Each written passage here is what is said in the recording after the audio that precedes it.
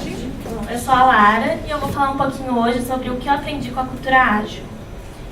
Só para contextualizar, vou contar um pouquinho da minha trajetória.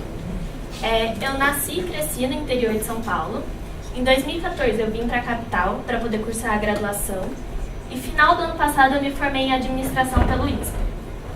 E no começo de agosto do ano passado, eu comecei a trabalhar na Cienza, que foi onde eu realmente tive contato com a cultura ágil. A Cienza, como o Rafa falou, ela atua com transformação digital, com negócios digitais em geral. E hoje eu trabalho na Team Culture, que é uma spin-off da Cienza. Ou seja, é uma ideia que nasceu dentro da Cienza e hoje já é uma empresa independente. Para começar, eu vou falar um pouquinho do The Kendall Problem. Quem aqui já conhece o The Kendall Problem? Conhece? Boa. Carl Dunker, ele quis entender, entregou para uma equipe, na verdade, 3 elementos, uma vela, taxinhas dentro de uma caixa e fósforo, e pediu para eles resolverem um problema que seria grudar a vela na parede sem que a cera da vela pingasse na mesa. E aí a equipe, depois de muito quebrar a cabeça, tudo, chegou na solução, que seria tirar as taxinhas de dentro da caixa e usar a caixa de suporte para a vela. E aí ele separou outra equipe e aí nesse caso ele entregou as taxinhas fora da caixa já. E aí o que ele percebeu? Que quando as taxinhas estão fora da caixa, as equipes já são muito mais rápidas para chegar na solução. E por quê? Ele quis mostrar que nosso cérebro, ele bloqueia, por exemplo, a caixinha estava sendo usada como suporte para as taxinhas. Então a gente só vê aquela funcionalidade para aquele objeto. A gente demora para ver outras funcionalidades. Então no primeiro caso, a gente via 3 elementos, a taxinha, a vela e o fósforo. No segundo caso, a gente já via os 4 elementos, que a caixa também faz parte da solução. E aí existe um TED do Daniel Pink, que é The Puzzle of Motivation. E ele fala que teve um pesquisador que foi além. Ele queria entender o quanto nossa motivação afeta o nosso desempenho. E aí, utilizando-se do The Kendall Problem, ele separou 2 equipes. Para uma equipe, ele falou assim, se vocês estiverem entre as equipes mais rápidas para resolver esse problema, vocês vão ter uma recompensa financeira. Para outra equipe, ele simplesmente falou, eu estou querendo entender quanto tempo vocês demoram para resolver esse problema. E não deu nenhuma recompensa financeira. E aí, na primeira situação, em que as taxinhas estão dentro da caixa, surpreendentemente, a equipe que foi melhor foi a que não tinha recompensa nenhuma. No segundo caso, onde as taxinhas já estão fora da caixa, a equipe que foi melhor foi a que tinha recompensa. E aí ele chegou na conclusão de que, para problemas simples, onde a solução está óbvia, a recompensa financeira funciona, porque ela acelera as equipes. Para problemas mais complexos, que exigem você pensar fora da caixa, realmente ver novas possibilidades, o incentivo financeiro, além de não ajudar, ele acaba atrapalhando. Porque é como se a gente afunilasse a nossa mente para ganhar velocidade. E aí a gente esquece de pensar em novas possibilidades.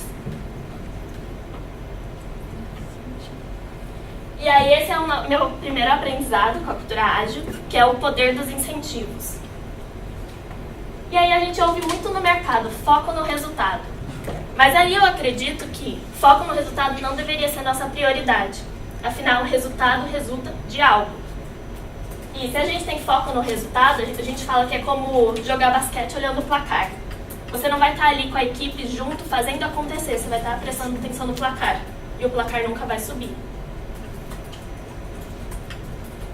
E aí a gente ouve, não, beleza, então as pessoas são importantes, elas que fazem a gente ter oxigênio no ambiente, a gente precisa de criatividade.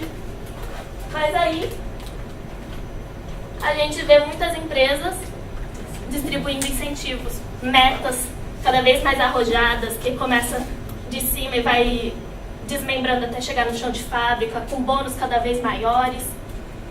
E aí eu pergunto, será que é isso que a gente precisa no mercado hoje? Lá atrás, no Brasil, houve um protecionismo para as empresas E quando o mercado abriu, elas começaram a perder muito market share para empresas que estavam vindo de fora. E foi aí que as empresas brasileiras foram entender por que as empresas que estão vindo de fora estão sendo mais eficientes. E aí veio muito o método PDCA para a gente trazer mais eficiência para o processo produtivo nas fábricas. E naquele momento, talvez fizesse sentido realmente para o cenário do mercado. E aí hoje, será que a gente precisa, lembra do poder dos incentivos, a gente precisa de pessoas com velocidade ou que traga novas ideias, que solucione problemas complexos? E aí eu acredito que a gente precisa de pessoas que trazem inovação. Cada vez mais a gente fala de inovação. Cada vez mais o mercado está mais competitivo, mais complexo com o aumento da tecnologia. A gente já vê fábricas só de robôs. E aí tem outro quesito também, que a gente fala dos incentivos, né? Do meta pré-estabelecido em cascatas. E aí eu trago esse quadrinho que é muito famoso na cultura ágil, que basicamente a galinha chama o porco, vamos construir um restaurante, abrir um restaurante? E aí o porco fala, não sei, galinha, qual seria o nome desse restaurante? Aí a galinha fala, que tal pernil com ovos? Aí o porco, ah não, aí não, porque aí eu estaria comprometido enquanto você estaria envolvido. E aí a gente percebe que é muito isso que acontece. Quando você já chega com as metas pré-definidas para você, e você não coloca o seu DNA naquilo, você vai estar envolvido e não comprometido. Né? É engraçado que eu estava treinando a apresentação ontem, e eu moro com a minha irmã, né, aqui em São Paulo. E aí ela falou assim, Lara, eu já vi esse quadrinho. Meu professor foi dar uma bronca na gente no primeiro ano da faculdade, que a gente não estava assinando a lista pelos outros. Eu falei, mas seu professor esqueceu do poder dos incentivos, né? E aí vem para o meu segundo aprendizado, que é a importância das equipes. E aí aqui, muito ligado também com o que a gente falou do comprometido e envolvido, as equipes precisam de duas características que eu acredito, que é a autonomia, que aqui eu trago a pirâmide de Maslow, que ela elenca as necessidades de um ser humano, começando com a fisiológica, depois a segurança, social, autoestima e autorrealização. E no topo, eu acredito que não tem como você suprir essa necessidade sem autonomia. Porque quem não decide não erra, não tem responsabilidade. E aí eu vou além, quem não decide não erra, mas também não acerta. Porque aquele risco, aquele planejamento de como executar as coisas foi de outra pessoa. Então você não se sente realmente que aquilo você colocou seu DNA. E aí, sem se sentir pertencido, você não tem engajamento também. E a segunda característica que a equipe precisa ter é disciplina. Porque sonhos sem disciplina produzem pessoas frustradas. E disciplina sem sonhos produz pessoas que só sabem obedecer a ordens. Então a gente precisa de autonomia para poder sonhar e disciplina para executar. E aqui eu trago uma frase do futurista Alvin Toffler, que ele diz que os analfabetos do futuro não serão os que não sabem ler ou escrever, mas os que não sabem aprender, desaprender e reaprender. E tem um termo que surgiu no mercado, que é liderança adaptativa.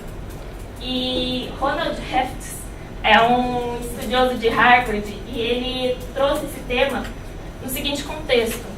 Cada vez mais os líderes estão enfrentando problemas complexos, problemas novos no mercado. E quando a gente fala de novidade, não são aprendizados aprendidos lá atrás. Por exemplo, habilidades técnicas. Você não viu aquilo na faculdade ou em outro emprego. É uma coisa nova. E aí, como lidar com dificuldades novas? Cada vez mais ele fala, traga a sua equipe para pensar junto com você. Isso sim é você usar as pessoas, o ambiente para oxigenar, trazer novas ideias. Ele fala, não seja mais aquele líder que tem a solução para tudo. Seja aquele líder que questione e ouve os outros, ouve sua equipe e chegam junto numa solução. E aqui tem uma síntese do livro dele, que é: pessoas bem-sucedidas nas organizações adaptativas dão nomes aos bois e distribuem responsabilidades além dos limites impostos. Experimentam, prestam contas com regularidade e buscam a aprendizagem contínua ao incentivar o pensamento independente. Depois de diagnosticado o problema, não se precipite com planos de ação. Agrupe as pessoas necessárias para implementar uma mudança e peça para que elas experimentem e desenvolvam uma solução flexível que leve em conta os obstáculos imprevisíveis. E aqui a gente tira 2 grandes aprendizados, que é distribuir responsabilidades e 2, estratégia de experimentação.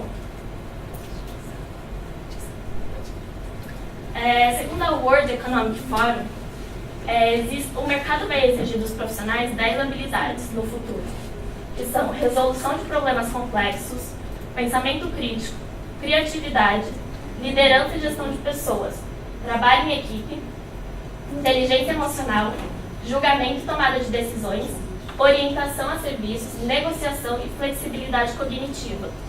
E todas essas 10 habilidades não são habilidades técnicas. E aí a gente vai para o meu terceiro e grande último aprendizado com a cultura ágil, que é a estrutura para a melhoria contínua. E aqui eu faço um questionamento. Será que as organizações hoje estão preparadas e estimulando as pessoas a testarem, a errarem e ver o que melhor se adapta para aquele modelo de negócio? E aí aqui eu falo: descubra se sua organização está bloqueando a mudança ou criando impedimentos através da sua estrutura, cultura e padrões. A gente faz muito uma analogia com a biologia, que a gente sabe que os organismos que melhor se adaptam são os organismos simples. Por exemplo, as esponjas e os vírus.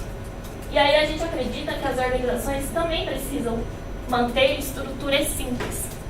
Então a gente acredita que as organizações precisam estar estruturadas em fluxos de valor de negócio, como se fossem mini startups dentro dela. Porque aí assim ela vai conseguir fazer uma leitura mais clara do mercado e se adaptar rapidamente, ganhar velocidade.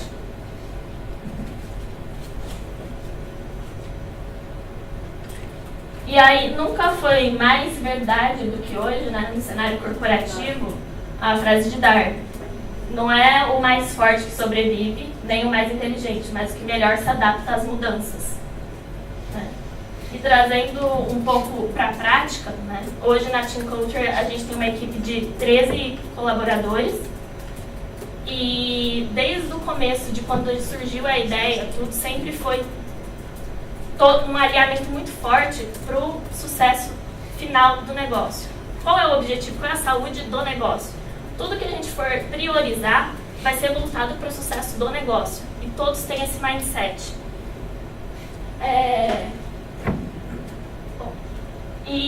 Inclusive, a gente não pretende também aumentar, manter a equipe, porque hoje a gente só tem um fluxo de valor de negócio. Quanto mais fluxo a gente for criando, outras equipes vão tendo autonomia para tocar aquilo. Obrigada.